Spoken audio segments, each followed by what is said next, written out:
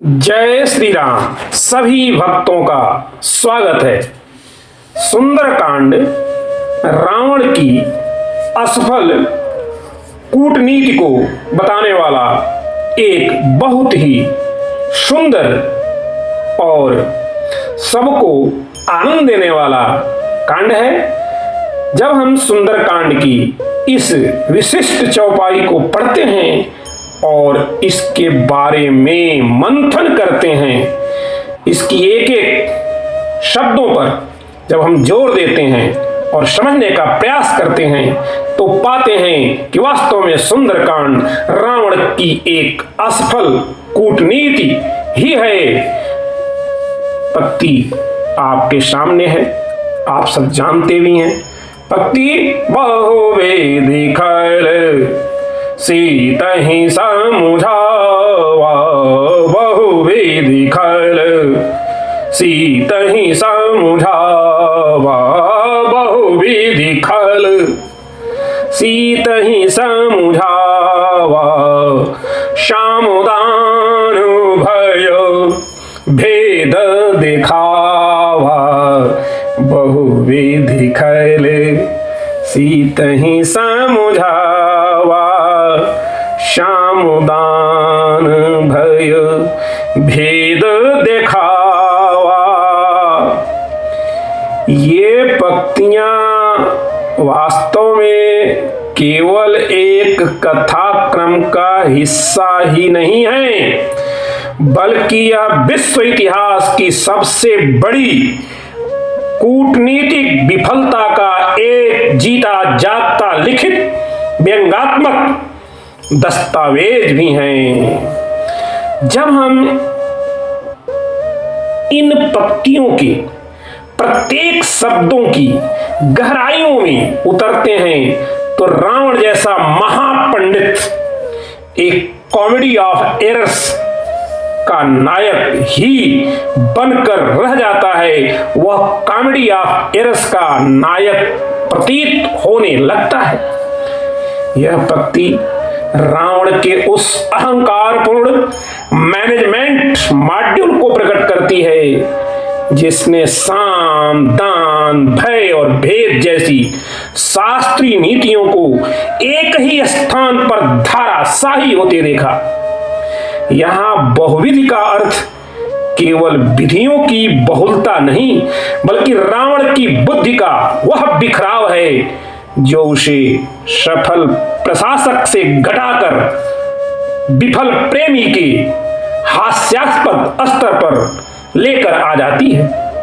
बाबा गोस्वामी तुलसीदास जी ने रावण के लिए यहाँ खल शब्द का प्रयोग अत्यंत सोच समझ कर ही किया है।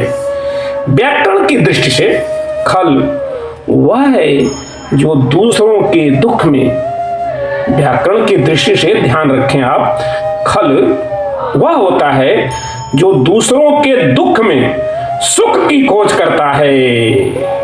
लेकिन यहाँ हास्य और व्यंग यह है कि रावण स्वयं के सुख के लिए, ध्यान देंगे, यहाँ रावण स्वयं के सुख के लिए वैश्विक दुख का पात्र बन गया है।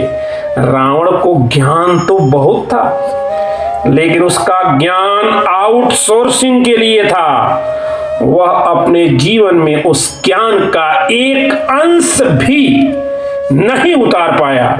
बहुविधि, बहुत प्रकार से,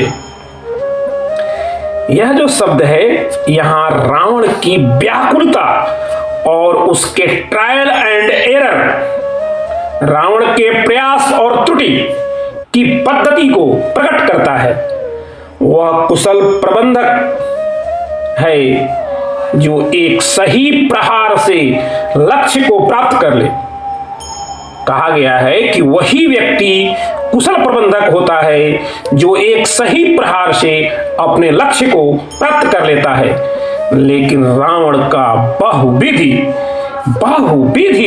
यह सिद्ध करता है कि उसकी कोई भी स्ट्रेटेजी काम नहीं कर रही है। जब वह बहुविधि से सीता जी को समझाने का प्रयास करता है तो कल्पना कीजिए कि उसके 10 मुखों से एक साथ 10 अलग अलग पिच पर संवाद निकल रहे होंगे, जिससे अशोक वाटिका का वातावरण किसी गंभीर संवाद के बजाय एक बेसुरी ऑर्केस्ट्रा जैसा प्रतीत हो रहा होगा। बहुविध समझावा, जब हम समझावा शब्द के बारे में सोचते हैं और इस पर ध्यान देते हैं तो विचार करते हैं कि समझावा शब्द का प्रयोग वास्तव में यहाँ बाबा गोस्वामी तुलसीदास जी महाराज ने बड़े ही व्यंग्यात्मक रूप में किया है। रावण जो स्वयं अज्ञान के अंधकार में डूबा है, वह जगत जननी सीता जी को समझाने निकला है। आनंद रावण में, जो एक बड़ी अच्छी पुस्तक है आनंद रामायण, आनंद रामायण में एक कथा आती है कि रावण अपनी विद्वत्ता का प्रदर्शन करने के लिए वेदों की ऋचाओं और नीति शास्त्रों का भी बार बार उद्धरण देता है ताकि सीता जी उससे प्रभावित हो सके। यह वैसा ही है जैसे कोई अंधेरे कमरे में बैठा, कोई इंसान अंधेरे कमरे में बैठा हो और सूर्य को यह समझाए कि प्रकाश कैसे फैलाना चाहिए। रावण का संवाद, सुन सुमुखी शयानी, हे सुंदर मुख वाली, हे बुद्धिमती, इस बात को और गहरा कर देता है। वह सीता जी को शयानी, वाइज इसलिए कह रहा है ताकि वे घाटे का सौदा राम को छोड़कर मुनाफे का सौदा रावण को चुन ले। यहां रावण का चरित्र बड़ा साफ दिखता है और हम कहें उस फोटोग्राफर जैसा है जो एक रोती हुई, विदा होती हुई बेटी से कहता है कि स्माइल प्लीज। कैमरे को आपके भीतर के दुख से कोई लेना देना नहीं होता, उसे बस एक पिक्चर परफेक्ट शॉट वाली चाहिए। इसी प्रकार रावण सीता जी के विरह और उनकी आध्यात्मिक स्थिति को समझने में पूरी तरह विफल रहता है और केवल बाहरी साम दान आदि के प्रेम में उन्हें फिट करना चाहता है। यहां जब साम नीति की बात आती है तो यह बड़ी ध्यान देने योग्य बात है कि एक असुर का कलयुगी प्रेमी प्रलाप भर है। यहां साम नीति एक असुर का आज के कलयुगी प्रेम के प्रलाप मत दिख रही है। शाम का सही अर्थ होता है प्रेम पूर्वक मनाना। रावण इस नीति का प्रयोग करता है तो वह एक रोमांटिक विलेन की भूमिका निभाने की कोशिश करता है जो हास्यास्पद रूप से विफल ही रहती है। वह करता क्या है? वह अपनी पटरानी मंदोदरी और अन्य रानियों को सीता जी की दासी बनाने का ऑफर देता है। मंदोदरी आदि रानियों को सीता जी की दासी, अनुचरी बनाने का ऑफर देता है। यह रावण के मैनेजमेंट स्किल पर व्यंग है। वह अपनी पुरानी लॉयल एम्प्लॉय, जो बिल्कुल लॉयल एम्प्लॉय है, कर्तव्यनिष्ठ उसकी एम्प्लॉय मंदोदरी है, उसको बिना किसी कारण के डिमोट कर रहा है और एक ऐसी कैंडिडेट सीता जी को अपनी कंपनी का सीईओ पद दे रहा है जो उस कंपनी में आना ही नहीं चाहती। रावण की साम नीति में कोई कृपा नहीं थी, बल्कि केवल धार ही थी। वह प्रेम की भाषा बोल रहा था, लेकिन उसके पीछे खल का स्वभाव छिपा था। जब वह कहता है एक बार बिलो कुमम ओरा, एक बार बिलो कुमम ओरा, एक बार मेरी ओर देखो, तो वह वास्तव में अपनी हार स्वीकार कर रहा होता है।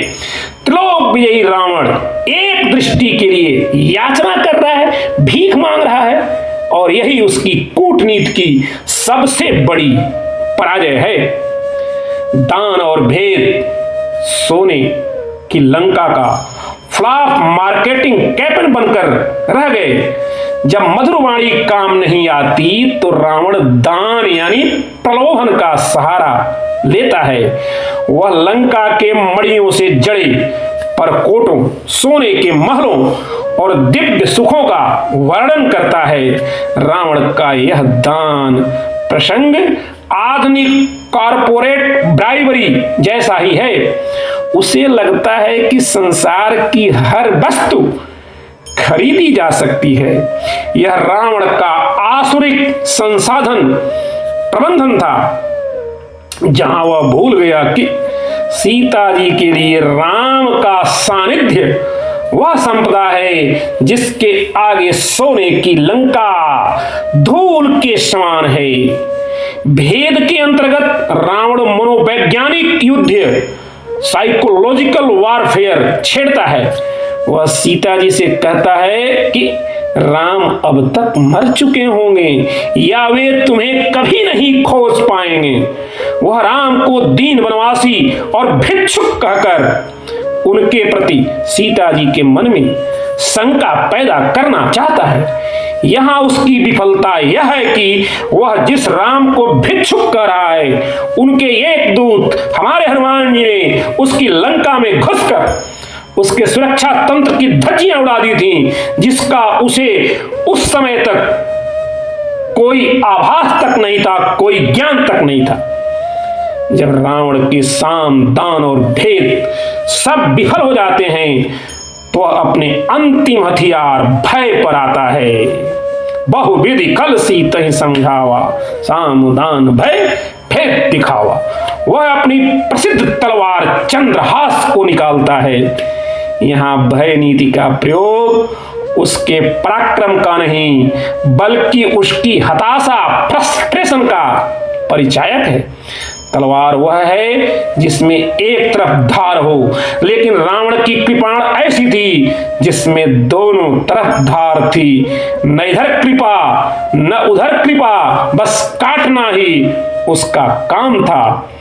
सीता जी का रावण के इस भय के प्रति प्रत्युत्तर इस व्यंग को और तीखा कर देता है। वे कहती हैं कि या तो प्रभु की विदा या तो भगवान की भुजाएं मेरे कंठ में होंगी या तेरी यह भयानक तलवार।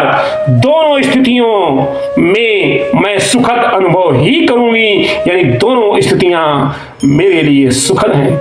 यहाँ रावण की भयनीति पूरी तरह फ्लॉप हो गई है, पूरी तरह उलट जाती है। जिस मृत्यु के डर से देवता और गंधर्व कांपते थे, उस मृत्यु को एक अबला, वास्तव में यह अबला नहीं है बल्कि सबला है, उस मृत्यु को भी उत्सव मान रही है। जब रावण सीता जी को समझा रहा था तो संभवतः रावण के 10 मुखों में आपस में ही कम्युनिकेशन गैप रहा होगा। एक मुख शाम की बात करता होगा तो दूसरा भय की, और इसी भ्रम के कारण उसकी पूरी योजना कोलैप्स हो गई, ढह गई, नष्ट हो गई। हनुमान जी जो ऊपर पत्तों में छिपे थे, इस पूरे हास्य प्रहसन के गवाह थे। उन्होंने देख लिया कि जिस रावण का खौफ तीनों लोकों में है, वह एक तिनके के सामने बेबस है। आज के दौर में साम, दान, भय, भेद का प्रयोग राजनीतिक और कॉरपोरेट जगत में खूब होता है। रावण का यह प्रसंग एक ऐसे फेलियर केस स्टडी के रूप में देखा जा सकता है जहां रिसोर्स, संसाधन भरपूर थे लेकिन एथिक्स, नैतिकता शून्य थी। रावण के पास 10 सिर थे, अर्थात वह एक साथ 10 क्षेत्रों का विशेषज्ञ था। उसके पास सोने की लंका थी, असीमित फंडिंग थी, और उसके पास चंद्रहास जैसी तकनीक थी। फिर भी वह एक सिंगल पॉइंट एजेंडे, सीता का समर्पण, कराने में विफल रहा। जो व्यक्ति स्वयं को त्रिलोक विजेता मानता था वह एक अशोक के पेड़ के नीचे बैठकर अपनी कूटनीति की बैलेंस शीट का मिलान नहीं कर पाया। जो व्यक्ति दूसरों को समझाने में अपनी ऊर्जा नष्ट करता है और स्वयं को नहीं समझता, उसकी परिणति रावण जैसी ही होती है। बहुविधि खल सीतहि समुझावा, सामुदान भयो भेद दिखावा।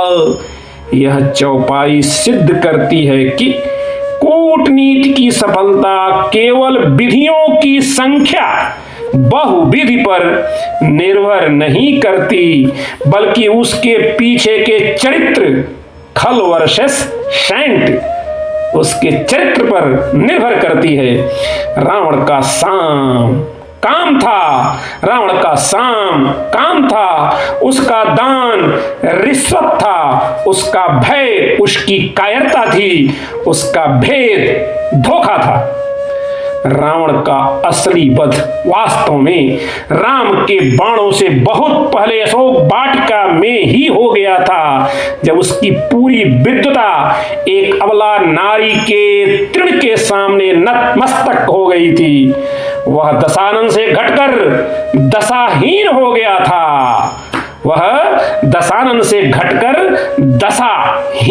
था। अशोक वाटिका का यह परिदृश्य हमें सिखाता है कि सत्य के सामने सबसे बड़ी कूटनीति भी एक हास्य व्यंग के पात्र से अधिक कुछ नहीं है। रावण की 10 गर्दनें भले ही ऊपर उठी रही हों, पर उस दिन उसका अहंकार मिट्टी में मिल चुका था।